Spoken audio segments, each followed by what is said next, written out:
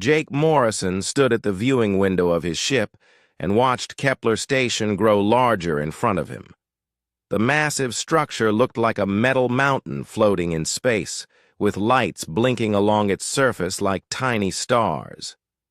His ship, the Wanderer, was small compared to the giant station, but it was home to him and his crew.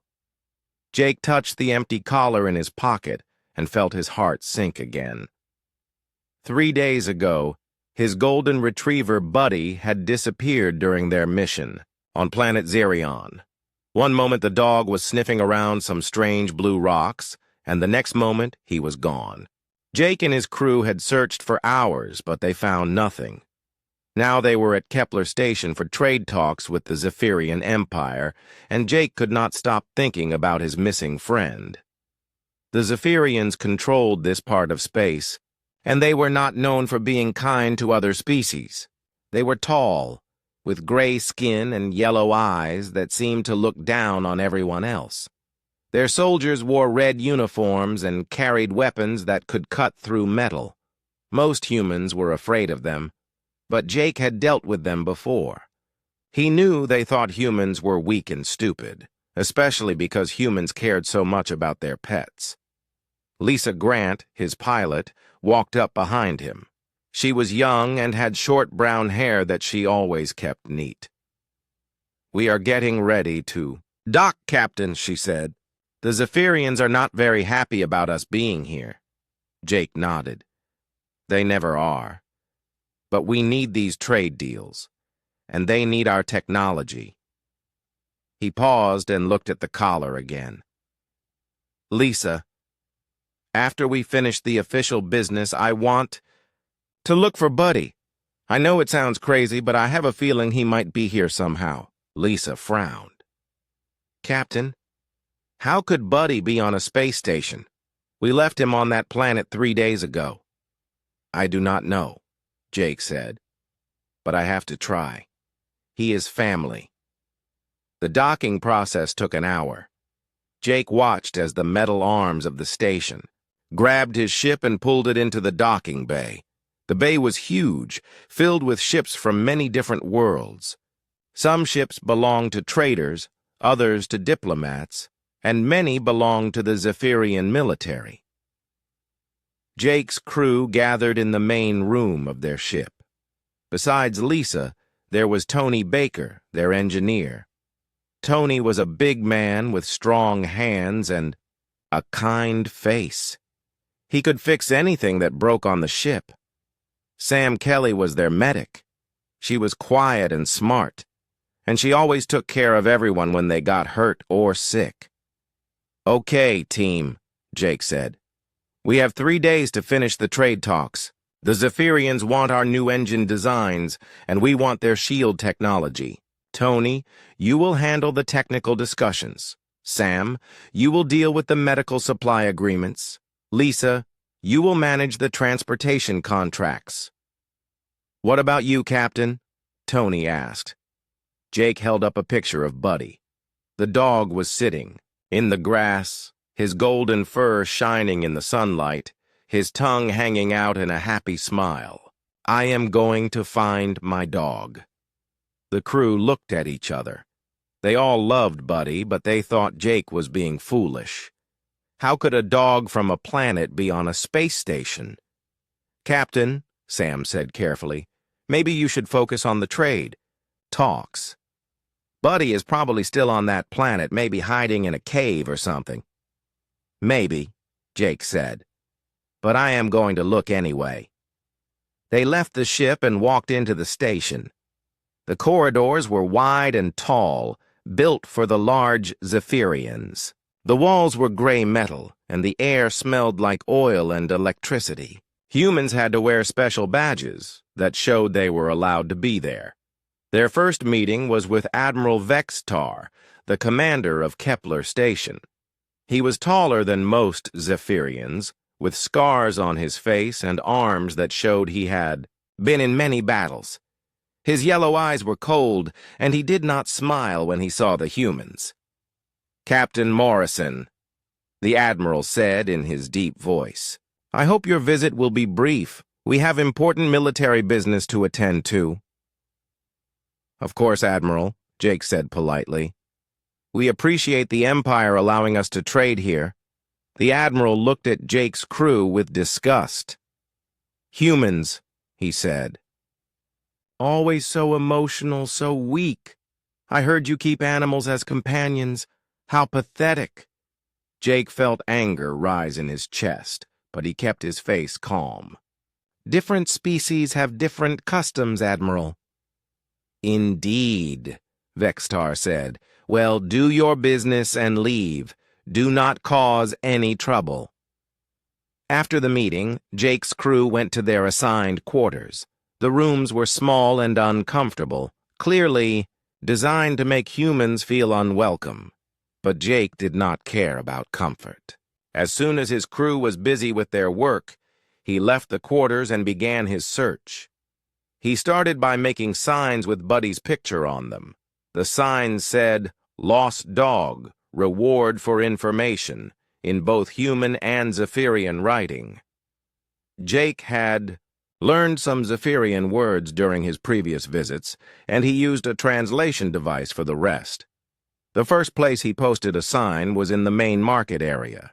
Hundreds of beings from different worlds walked through the market every day, buying and selling goods. Jake taped his sign to a wall and waited to see what would happen. A group of young Zephyrian soldiers saw the sign and started laughing. "Look," one of them said. "The human has lost his pet. How sad." "Maybe it ran away because it was embarrassed," another soldier said. "I would be embarrassed to belong to a human, too." Jake ignored them and moved to the next area. He posted signs in restaurants, shops, and corridors. Most beings ignored the signs, but some stopped to look. A few alien traders seemed curious, but none of them had seen Buddy. Hours passed, and Jake grew more frustrated. The station was enormous, with thousands of rooms and corridors. Even if Buddy was here, finding him would be almost impossible. But Jake refused to give up. In the afternoon, he met an old Zephyrian shopkeeper named Kree. Kree sold small electronic devices and seemed less hostile than the other Zephyrians. When Kree saw Jake putting up another sign, he walked over to look. "What? Is this animal?" Kree asked, pointing at Buddy's picture. "A dog," Jake said. "His name is Buddy. He is my friend."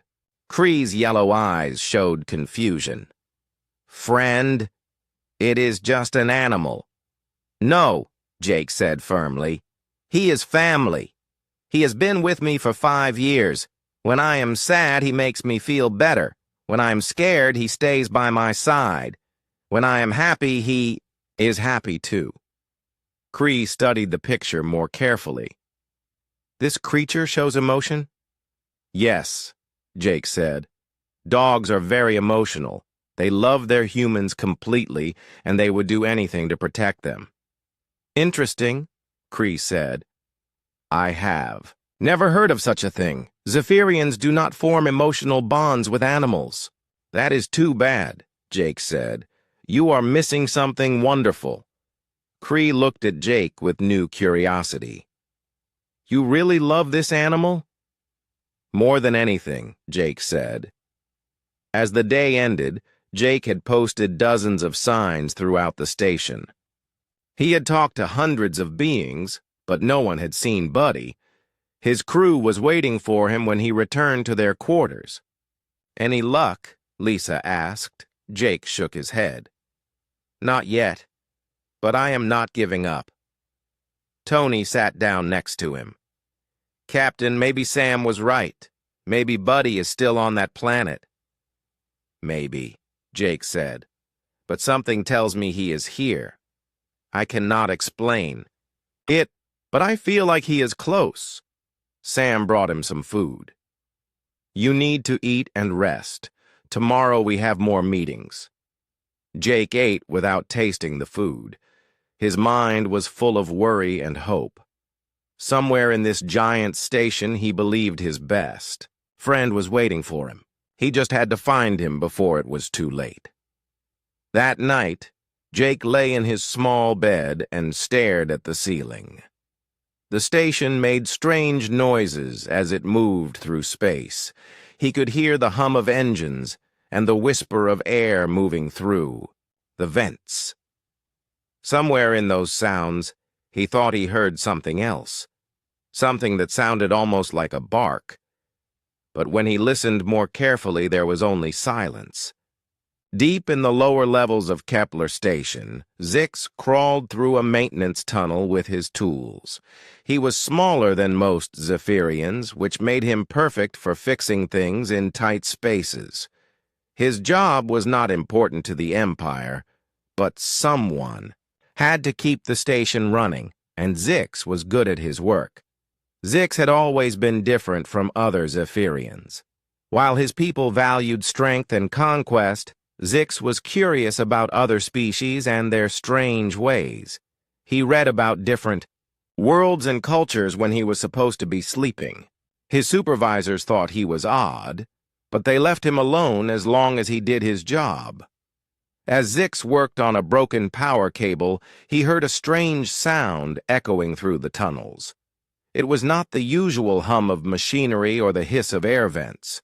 This sound was different, almost like the communication calls he had heard some alien species make. But this was deeper, more emotional somehow. Zix followed the sound through several tunnels until he reached a junction near the main power core. There, sitting in a corner and looking very sad, was a creature unlike any Zix had ever seen. It had golden fur that seemed to glow in the dim light, 4 legs and a long tail. Its eyes were brown and wet, as if it had been crying. The creature looked up when Zix approached. Instead of running away or attacking, it made a soft whining sound and moved its tail slightly. Zix stopped and stared. He had never seen an animal show such complex emotions before. "What are you?" Zix whispered, in his own language. The creature tilted its head and made another soft sound. Then it stood up and walked slowly toward Zix. Zix tensed, ready to run, but the creature simply sat down in front of him and looked up with those sad brown eyes. Zix reached out carefully and touched the creature's head. The fur was incredibly soft, softer than anything he had ever felt. The creature closed its eyes and leaned into his touch, making a happy sound that seemed to come from deep in its chest. "You are lost, are you not?" Zix said. "How did you get here?" The creature could not understand his words, but it seemed to understand his tone. It moved closer and rested its head against Zix's leg. Zix felt something strange happen inside his chest. A warm feeling spread through him, something he had never experienced before. Zix looked around the tunnel. If anyone found this creature here, they would probably kill it or throw it out into space. The lower levels were restricted to maintenance workers only, and unauthorized life forms were considered a security threat. But Zix could not bear the thought of harm coming to this gentle being. "I will help you," he said softly, "but you must stay hidden." Meanwhile, 3 levels above, Jake continued his desperate search. He had spent the entire morning talking to station personnel, showing Buddy's picture to anyone who would look. Most Zephyrians laughed at him or walked away in disgust. A few seemed genuinely puzzled by his devotion to an animal. Jake found Cree in his shop again, arranging small electronic devices on his shelves. The old Zephyrian looked up when Jake entered. "Human Jake," Cree said. "Still searching for your animal friend?" "Yes," Jake said, showing the picture again. "His name is Buddy. Have you heard anything?" Cree shook his head. "No, but I have been thinking about what you said yesterday. About emotional bonds with animals. It is a concept I do not understand. Jake sat down on a small stool near the counter. Where I come from, humans and dogs have been friends for thousands of years. Dogs help us hunt, protect our homes, and give us companionship. In return, we feed them, care for them, and love them. Love. Cree repeated the word slowly. This is the emotion that makes you search so desperately? Love is more than an emotion, Jake said. It is a choice. I choose to love Buddy, and he chooses to love me. That bond is stronger than fear, stronger than pain, stronger than anything. Cree's yellow eyes showed deep thought. Among my people, we form bonds based on strength and usefulness. The weak are left behind, but you speak of choosing to care for a creature that cannot help you in return. Buddy helps me every day, Jake said. When I feel alone in space, he is there. When I am afraid, his presence gives me courage. When I am angry, playing with him makes me calm again. He helps me be a better person. Fascinating, Cree murmured. And you believe this creature feels the same toward you? I know he does, Jake said firmly. I can see it in his eyes, feel it in the way he acts. When I come home, he is so happy that his whole body shakes with joy. When I am sick, he stays by my bed and will not leave. That is love. Cree was quiet for a long moment. If such a bond truly exists, then losing this creature must cause you great pain. Jake nodded, feeling tears in his eyes. The worst pain I have ever felt. Buddy trusts me to keep him safe, and I failed him. I have to find him. In the tunnels below, Zix had spent hours with the strange creature. He brought it water from a maintenance fountain and some food from his own lunch. The creature ate carefully and gratefully, then lay down with its head on Zix's lap. As Zix petted the soft fur, he felt that warm feeling again. The creature seemed to sense his emotions and responded to them. When Zix was happy, the creature's tail moved faster. When Zix was worried about someone discovering them, the creature seemed to understand and stayed very quiet. You are remarkable, Zix said. I begin to understand why some species form bonds with creatures like you. The creature looked up at him with those expressive brown eyes. Zix saw intelligence there, and something else. Something that looked almost like gratitude and affection. It was impossible, of course. Animals could not feel such complex emotions. But looking into those eyes, Zix found himself believing the impossible. Zix heard footsteps in the main corridor and quickly guided the creature deeper into the tunnels. They hid behind a large pipe while two Zephyrian guards walked past, discussing. Station security. The Admiral wants increased patrols in all sectors, one guard said. There have been reports of unauthorized activity in the lower levels. Probably just maintenance workers, the other guard replied. What could be down there that matters? After the guards left, Zix felt relieved, but also worried. If security was increasing, it would be harder to keep the creature safe. He needed to find a better hiding place, somewhere no one would think to look.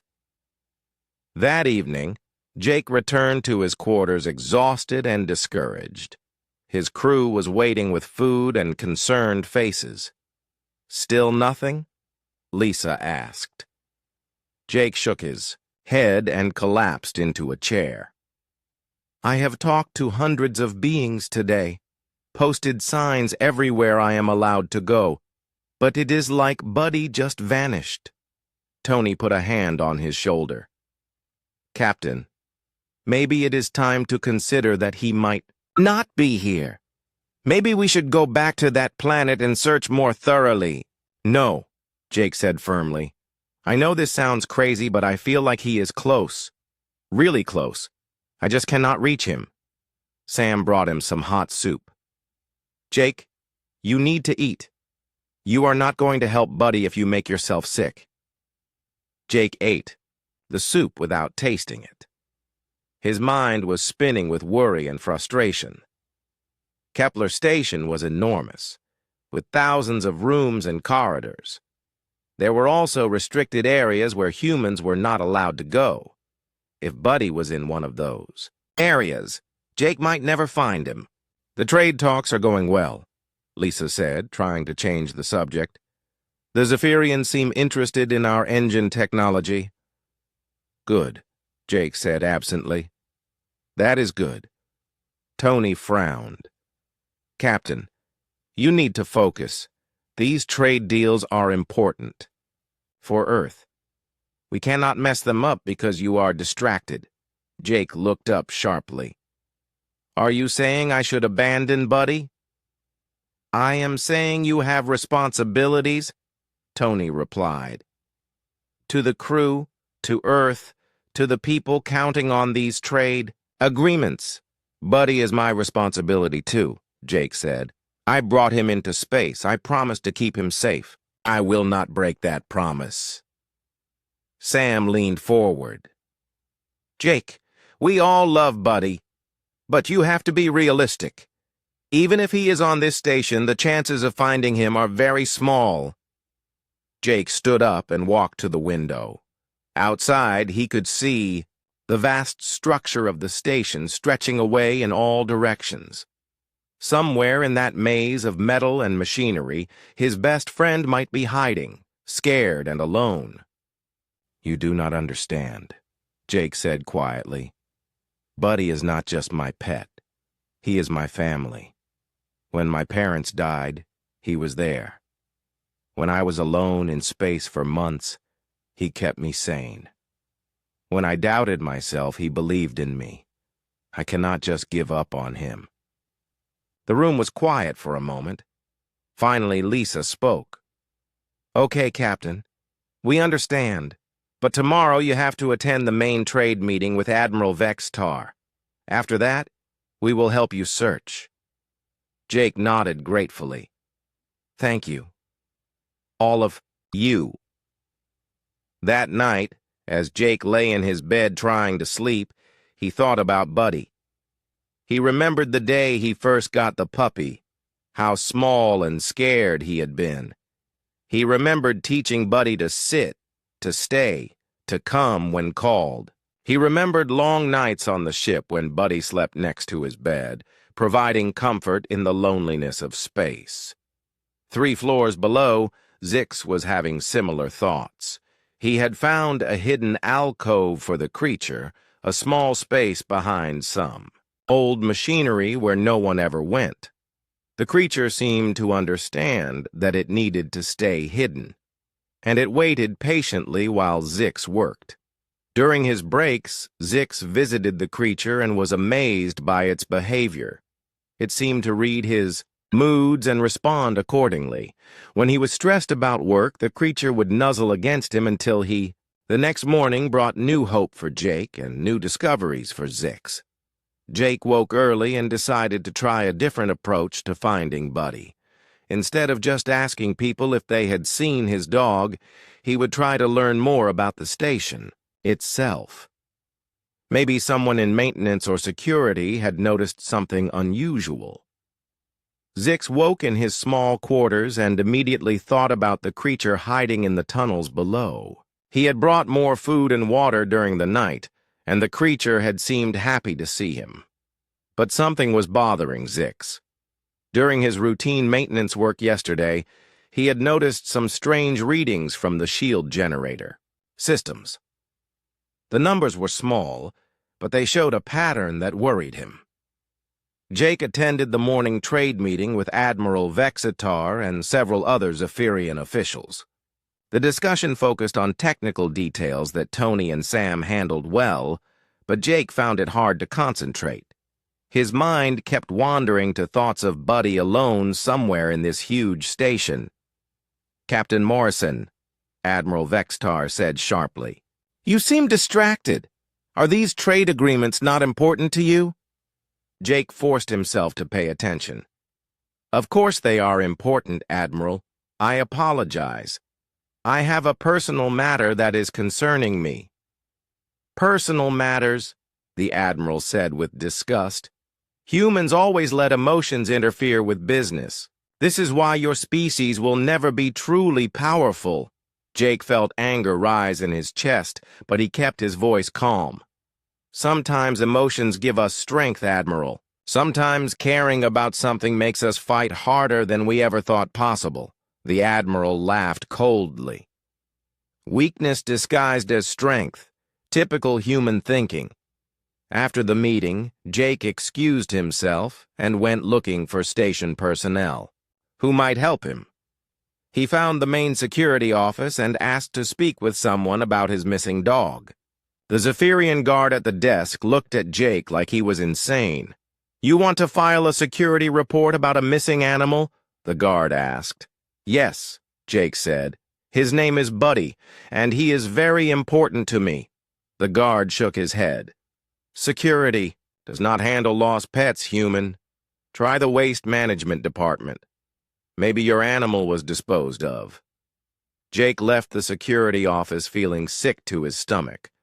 The idea of Buddy being treated like garbage made him furious, but he forced himself to stay calm. Getting angry would not help him find his friend. Meanwhile, Zix was working in the lower levels again, checking power systems and environmental controls. The creature followed him quietly through the tunnels, staying close, but being careful not to get in the way. Zix was amazed by how intelligent the creature seemed. It appeared to understand that noise was dangerous and that certain areas were off limits. As they moved through the tunnels near the main shield generator, the creature suddenly stopped and began sniffing the air. Its body became tense, and it made soft whining sounds while looking at a particular section of wall. "What is it?" Zix asked quietly. The creature pawed at the wall and continued whining. Zix examined the area more carefully and realized this was where the strange energy readings were coming from. He opened an access panel and checked the internal sensors. The readings were definitely abnormal, showing fluctuations in the shield generator that should not exist. "How did you know?" Zix whispered to the creature. The creature looked up at him with those intelligent brown eyes, then sniffed the air again. Zix realized that the creature could sense things his instruments could barely detect. Its natural senses were far more sensitive than Zephyrian technology. Zix spent the next hour examining the shield system while the creature watched. What he found made his blood run cold. There was a fundamental flaw in the shield generator design, a weakness that could cause catastrophic failure if the right kind of energy pulse hit it. The flaw was small and hidden, the kind of thing that might go unnoticed for years until it was too late. "This is very bad," Zix muttered. "I need to report this immediately." But then he remembered that he was just a maintenance worker. Who would listen to him? And how could he explain how he discovered the flaw without mentioning the creature? If his supervisors found out about the creature, they would kill it, and probably punish him as well. Above, in the main levels, Jake was having his own problems. He had tried to access the maintenance areas to look for Buddy, but security guards blocked his way. The restricted sections were off limits to all non-Zephyrian personnel, and Jake's diplomatic status did not give him special access. Jake found Kree in his shop again and told him about his morning difficulties. The old Zephyrian listened thoughtfully, as Jake described his frustration with the security systems and bureaucracy. "The lower levels are very restricted," Kree said. "Even many Zephyrians are not allowed there. Only maintenance workers and high-level security personnel have access. But if Buddy is down there, he could be in danger," Jake said. "He does not know about the restricted areas or security protocols." Cree studied Jake's worried face. This bond you have with your creature, it truly causes you this much distress? Yes, Jake said. I would do anything to keep him safe. Anything? Cree asked. Even risk your own safety? Of course, Jake replied without hesitation. Cree was quiet for a long moment. I am beginning to understand something I never understood before. This love you speak of, it is not weakness. It is a different kind of strength. That afternoon, Jake's crew noticed increased military activity around the station. Ships were moving in and out of the docking bays more frequently, and there seemed to be more guards patrolling the corridors. Kate Phillips, their intelligence officer, had been monitoring communications and came to Jake with disturbing news. Kate was sharp and observant, always good at picking up information that others missed. Captain, Kate said privately, I have been listening to the station's communication channels. There is talk about a possible security threat. Something about hostile forces in the area. Jake frowned. What kind of hostile forces? The Nexus. Collective, Kate said. They are a group of aggressive species that have been attacking Zephyrian outposts. Intelligence suggests they might be planning something big. Jake felt a chill run down his spine. The Nexus Collective was known for their brutal tactics and their hatred of both humans and Zephyrians. If they were planning an attack on Kepler Station, everyone here would be in terrible danger. How reliable is this information? Jake asked. Hard to say, Kate replied. The Zephyrians are not sharing details with us, but the military activity suggests they are taking it seriously. Jake realized that finding Buddy had become even more urgent. If there was going to be a battle, the lower levels of the station might become very dangerous. His friend could be trapped in the middle of a war zone. In the tunnels below, Zix was struggling with his own difficult decision. He had confirmed that the shield generator flaw was real and potentially catastrophic. If enemy forces knew about this weakness, they could destroy the entire station. But reporting the problem would mean revealing how he found it, which would expose the creature to danger.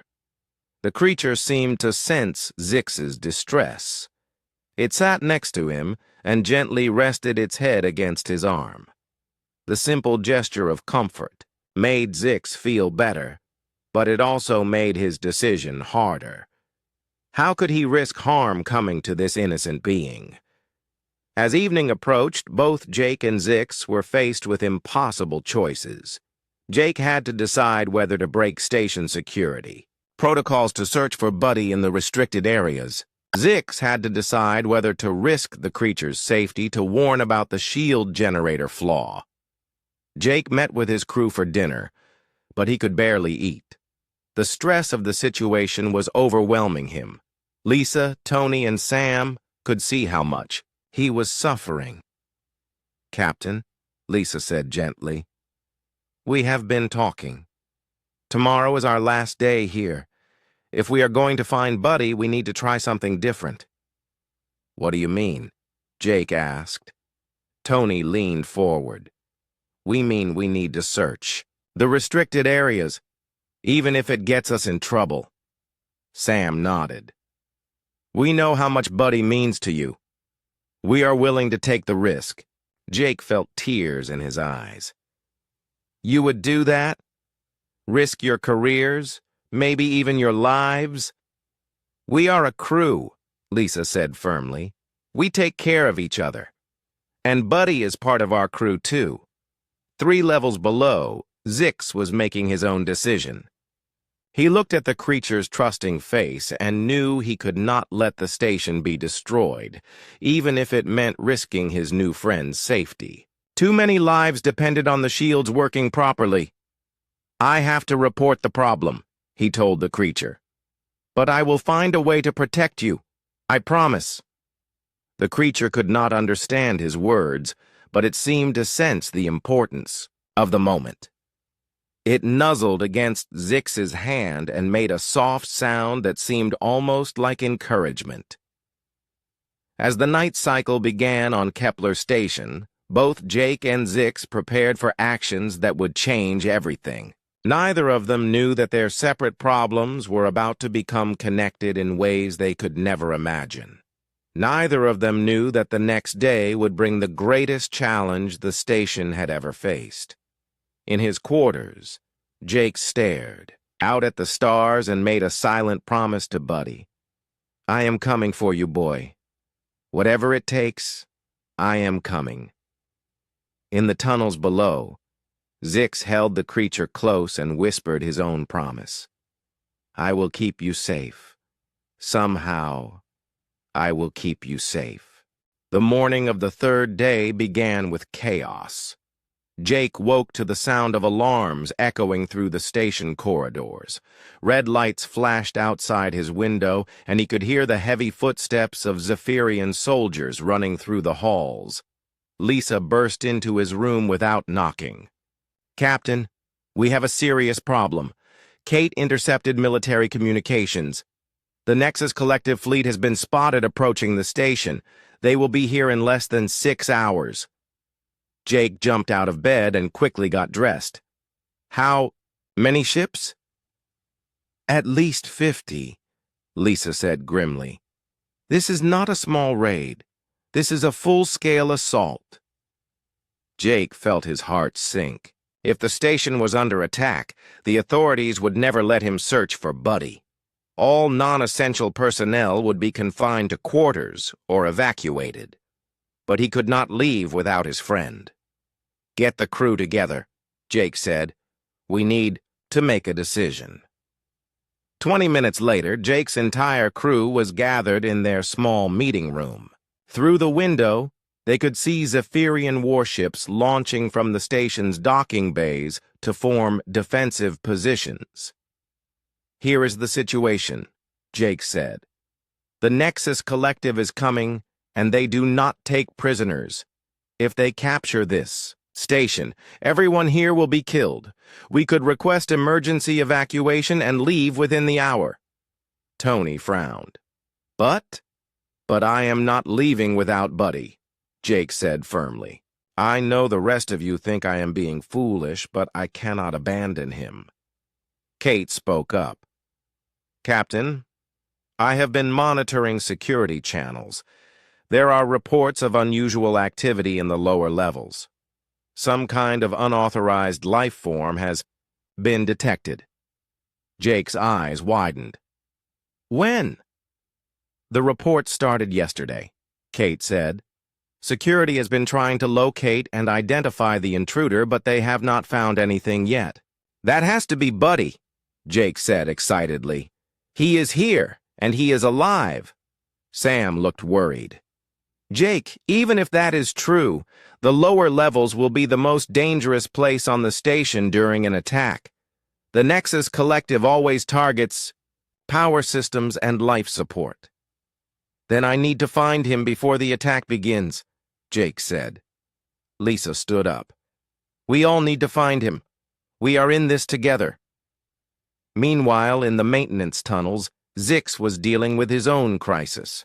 He had spent all night trying to find someone who would listen to his concerns about the shield generator, but his supervisors dismissed him as a paranoid worker. When the attack alarms began sounding, Zix realized he was running out of time. The creature sensed the tension and stayed close to Zix as they moved through the tunnels. Emergency lights cast strange shadows on the walls, and the air was filled with the sound of running footsteps and shouted orders from the levels above. Zix had finally decided to go directly to the shield control room and try to fix the problem himself. It was dangerous and probably illegal, but he could not let the station be destroyed because of his own cowardice. The creature followed him faithfully, somehow understanding that this was important. As they approached the shield control area, Zix heard voices in the main corridor. He peered around a corner and saw Admiral Vextar talking urgently with his chief engineer. "The shields must hold," the Admiral was saying. "Our entire defensive strategy depends on them. The Nexus forces cannot penetrate our barriers." "The shields are operating normally, Admiral," the engineer replied. "All systems show green status." Zix wanted to shout that the systems were lying, that there was a hidden flaw that could destroy them all. But he was just a maintenance worker, and they would never believe him. Above in the main levels, Jake and his crew had made their decision. They were going to search the restricted areas regardless of the consequences. Jake had studied the station schematics and identified several maintenance tunnel entrances that might be less heavily guarded. "Remember," Jake told his crew as they prepared to leave their quarters, "we are looking for Buddy, but we are also trying to stay alive. If the Nexus ships arrive before we find him, we evacuate immediately." Tony checked his equipment. "What if we get caught by station security?" "We tell them the truth," Jake said. "We are looking for a lost dog. They will think we are crazy, but at least they will not think we are spies." The crew split up to cover more ground. Jake and Lisa went toward the main maintenance section, while Tony and Sam headed for the power distribution areas. Kate remained in their quarters to monitor communications and warn them if the situation got worse. Jake and Lisa managed to reach a maintenance entrance without being stopped by security. The lower levels were dimly lit and filled with the constant hum of machinery. Jake had never been in this part of the station before, and the maze of tunnels was confusing. "Buddy?" Jake called softly. "Here, boy. Buddy, where are you?" They heard nothing but the echo of their own voices and the mechanical sounds of the station. Jake felt desperation growing in his chest. The tunnels seemed to go on forever, branching in all directions. In another part of the tunnel system, Zix had reached the shield control room. The creature waited patiently outside while Zix examined the main control panels. The readings confirmed his worst fears. The shield generator flaw was getting worse, probably due to the stress of preparing for battle. If the shields failed during the attack, the station would be defenseless. Zix began working frantically to compensate for the flaw. It was complex work that required precise adjustments to multiple systems. As he worked, he could hear the creature moving around outside the control room, sniffing and exploring. Suddenly, the creature began making excited sounds. Zix heard it barking and whining, the kind of sounds it had never made before. He rushed out of the control room to see what was happening. The creature was running down a tunnel, barking loudly and wagging its tail. Zix followed, worried that the noise would attract security guards. But when he turned a corner, he saw something that made him stop in amazement.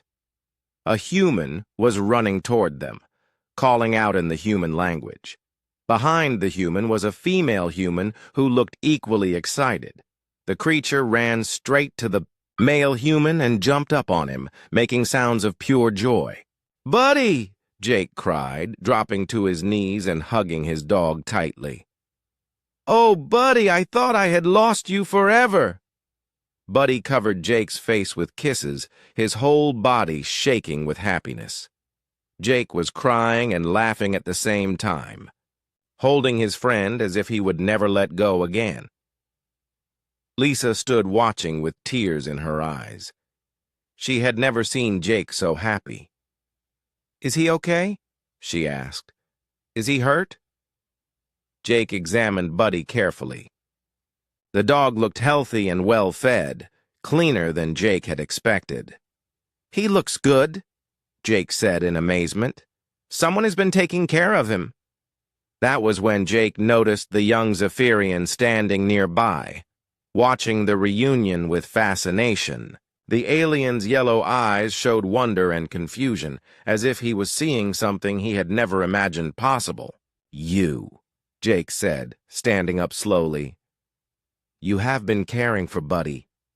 Zix nodded, not sure if he should run or stay. These were humans, and he had been taught that humans were dangerous and unpredictable. But the joy he saw in the male human's face was unlike anything he had ever witnessed. "Thank you," Jake said, his voice thick with emotion. "Thank you for keeping him safe." Zix did not understand the human words, but he understood the tone. He had done something good, something that mattered deeply to these beings. "We have to get out of here," Lisa said urgently. "The attack could begin any minute." But before they could move, alarms began blaring throughout the station. The lights flickered, and they could feel vibrations through the metal floors. Above them, the sound of weapons fire echoed through the corridors. "The Nexus ships," Jake said grimly. "They are here." Zix's eyes widened with fear. The attack had begun, and they were trapped in the most vulnerable part of the station. But worse than that, he knew the shields would fail. When that happened, everyone on Kepler Station would die. Zix tried to communicate with the humans, pointing toward the shield control room and speaking rapidly in his own language. He could see they did not understand him, but he had to try to warn them about the danger. Jake looked at the young Zephyrian with new respect. This alien had saved Buddy's life, had cared for him when he was lost and afraid. Despite everything his own people said about the differences between species, Jake knew that kindness and compassion could exist anywhere. "We need to get to safety," Jake said to Lisa. "But we are not leaving him behind." Jake pointed to Zix and then to himself and Lisa, trying to communicate that they should stay together. Zix seemed to understand, and he led them toward what he hoped would be a safer part of the tunnel system. But as they moved through the corridors, the sounds of battle grew louder. Explosions shook the station, and emergency lighting cast eerie shadows on the walls. Buddy stayed close to Jake, sensing the danger, but trusting his human to keep him safe. In the shield control room they had just left, warning lights began flashing. The system strain from the battle was causing the hidden flaw to worsen rapidly. Soon, the shields would fail completely, and the Nexus fleet would pour through the station's defenses like water through a broken dam. None of them knew it yet, but the fate of Kepler Station and everyone on it now depended on the bond between a human and his dog, and the friendship between two very different species who had learned to see past their differences. The station shook violently as the Nexus Collective's weapons hammered against the shields. In the tunnels below, Jake held Buddy close, while Lisa tried to understand what Zix was desperately trying to tell them. The young Zephyrian kept pointing toward the shield control room and speaking rapidly in his own language. "I think he is trying to warn us about something," Lisa said. "Something about the shields." Jake watched Zix's frantic gestures and saw the fear in his yellow eyes. This was not just fear of the attack. This was the fear of someone who knew a terrible secret. "Can you show us?" Jake asked Zix, speaking slowly and pointing toward the control room. Zix nodded and led them back through the tunnels. As they moved, the sounds of battle grew louder. Through ventilation grates, they could see flashes of light from weapons fire. The Nexus ships were pushing hard against the station's defenses. When they reached the shield control room, Zix pointed to the displays showing the shield status. To Jake and Lisa, everything looked normal. Green lights indicated that all systems were functioning properly. But Zix shook his head violently and pointed to specific readings that were fluctuating in small patterns. "I do not understand," Lisa said. "What is he trying to show us?" Suddenly, Buddy began sniffing around the base of the control panels. The dog's behavior became agitated, and he started pawing at a particular section of the floor. Jake remembered how Buddy had always been sensitive to electrical problems on their ship. "Buddy senses something wrong," Jake said. "Show us, boy. What is it?" Buddy led them to an access panel near the main shield generator. When Zix opened the panel, Jake could see complex machinery that he did not understand, but he trusted both Buddy's instincts and Zix's obvious expertise. Zix pointed to various components and tried to explain the problem through gestures. He showed them readings on his handheld scanner, numbers that were climbing steadily toward dangerous levels. Even without understanding the technical details, Jake could see that something was seriously wrong. "The shields are going to fail," Jake said with growing horror. "That is what you are trying to tell us?" Zix nodded emphatically. Then he began working on the machinery, his hands moving quickly over controls and connections. But Jake could see sweat on the alien's forehead and the tension in his movements. This was not a simple repair. Above them, Admiral Vextar was receiving reports from his tactical officers. The Nexus fleet was larger than expected, and their attacks were becoming more coordinated. But the station's shields were holding, and the Admiral felt confident they could weather the assault. "Shield status report," he demanded. "All systems showing normal, Admiral," the chief engineer replied. "Shield integrity at 95% and holding steady." The Admiral smiled coldly. "Let the Nexus dogs waste their energy. Our fortress is impregnable. But in the tunnels below, reality was far different." Zix's scanner showed that the shield generator flaw was reaching critical levels. The stress of the battle was pushing the system beyond its breaking point. In minutes, maybe less, the shields would collapse completely. Zix tried to explain the problem to Jake through desperate gestures. He pointed to the machinery, then to his scanner, then made explosive motions with his hands. Jake understood enough to realize they were all in terrible danger. "Can you fix it?" Jake asked. Zix shook his head sadly. The repair required access to components deep inside the generator housing, spaces too small for either human or Zephyrian hands to reach. He showed Jake the narrow maintenance passages that led into the heart of the machine. Even with special tools, it would be nearly impossible. That was when Jake looked at Buddy and had an incredible idea.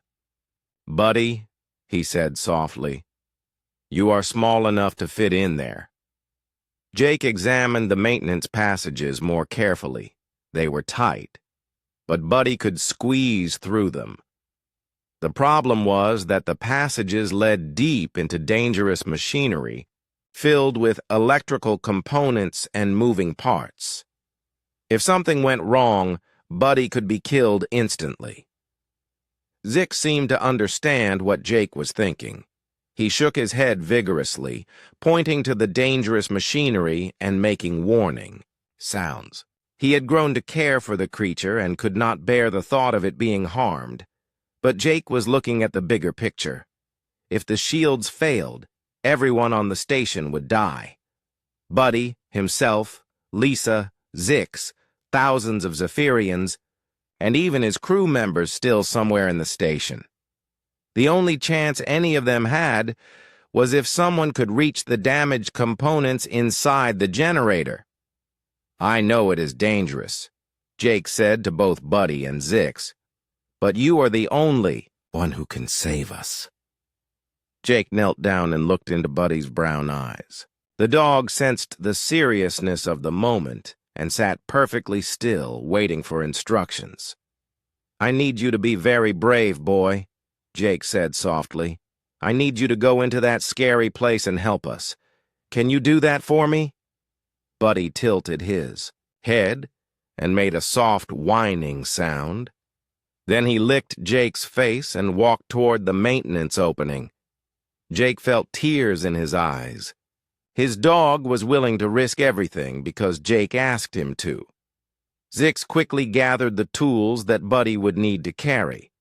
He attached them to a small harness that would not interfere with the dog's movement.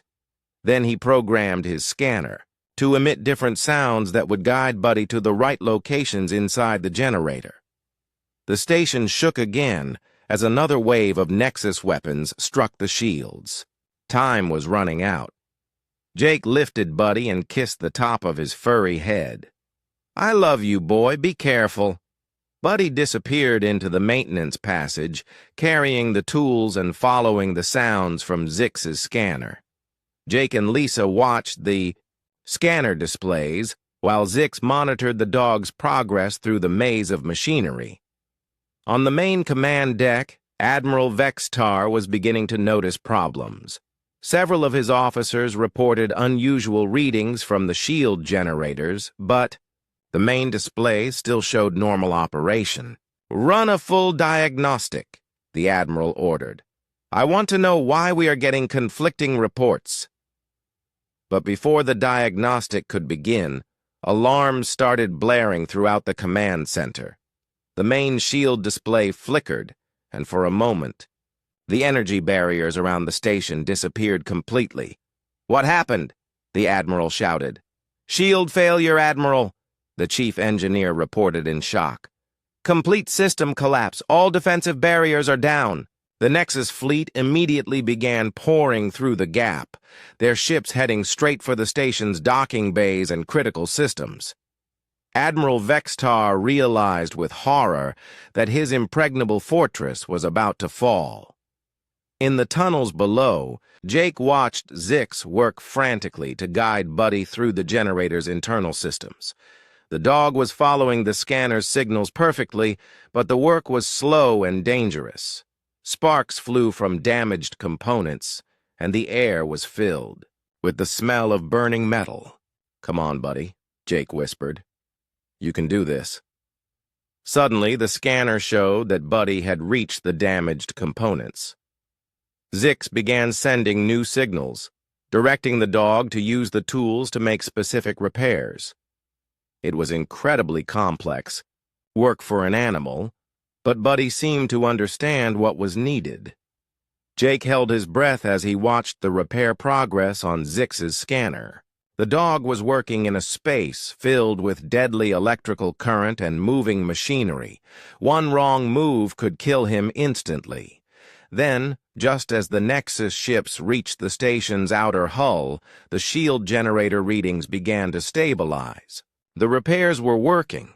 Buddy had found the damaged components and was fixing them with a precision that amazed both Jake and Zix.